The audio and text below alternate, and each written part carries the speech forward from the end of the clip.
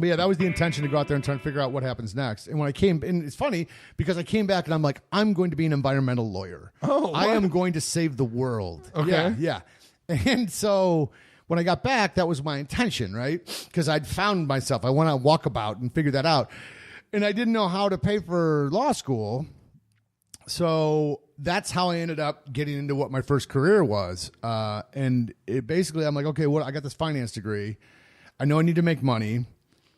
I used to be an athlete, or I'm still an athlete, or I'm a big guy. What can I do? How do we put all those things together?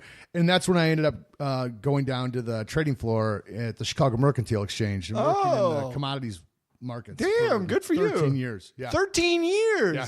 Wow, Yeah. I didn't know this. This is fantastic. So you just walked down there and like started asking people if there was any jobs available? That's or? basically what happened. I mean, those floors are mostly gone now, but you know, I knew people from high school or whatever. People, it was a big industry, and a lot of people worked there. And so, my friend, my buddy Dan Rufo, who I played football with, his dad worked down there. Okay, and he brought me on the floor. You know, he'd be signed in by a member and whatever. And, yeah, and then that's what I did. I walked around the floor with a pocket full of resumes, and just started going to trading desks. Good for you. And handing out trading. The ball's on you, You know.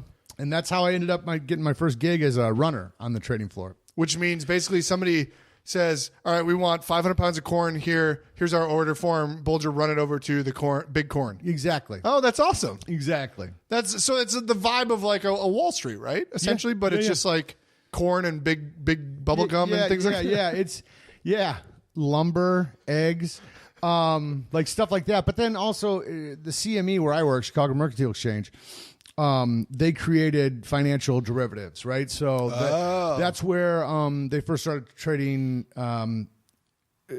derivatives on foreign currencies, on stock indexes, right, where they broke them down or whatever. Yeah, wow. And so I started out in the meats.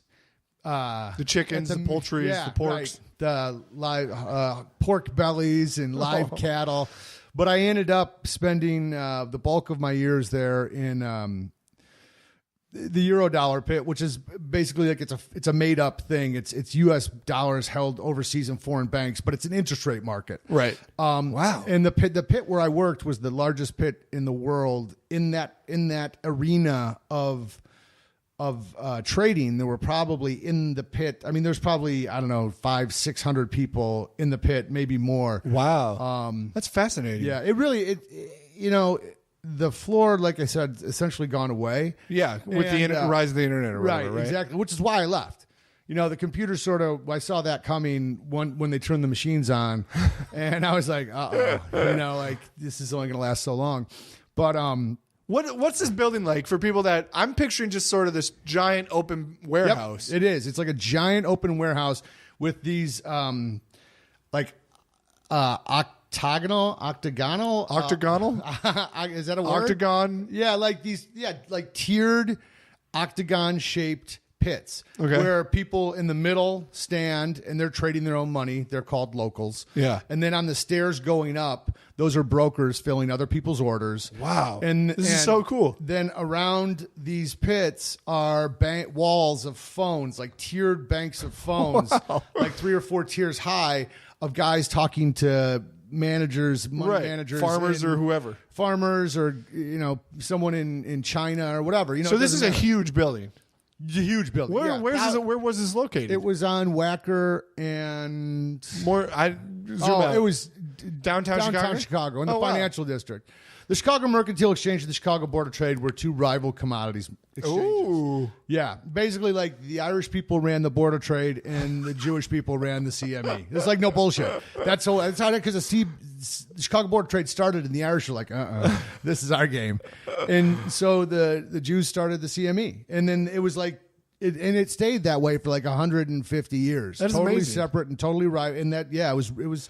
So did you live at home when you were working this job, or did you move to Chicago? When I was a runner, I was working at home, and it was crazy, crazy long days. Oh, I bet. And it was minimum wage, and it was. Oh, really? Yeah. Oh, that sucks. Yeah, it was a rough job. But you obviously worked your way up over 13 years. Within 6 months, I was clerking, which is the guy who you might see on TV yelling and doing the hand signals and all that stuff. Yeah. Bye. Yeah. So within 6 months I was doing that, and then I moved into the city. This is badass. Yeah.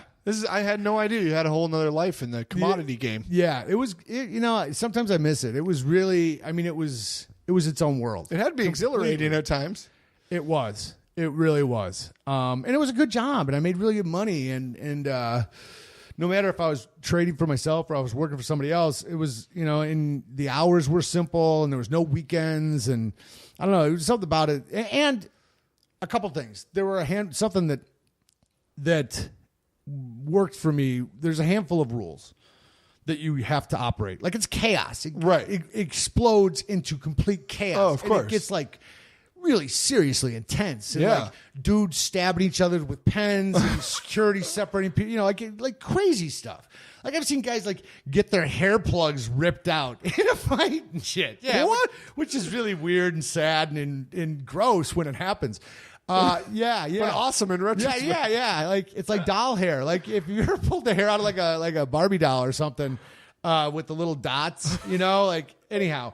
I've seen that. I've witnessed it. But within that chaos, there were just a handful of rules that you needed to know to exist. Yeah. And if you stuck to the rules, then you could do really well down there, no matter how crazy it got. Yeah. And I've always been good at that. That's awesome. So it was exhilarating. Hell yeah.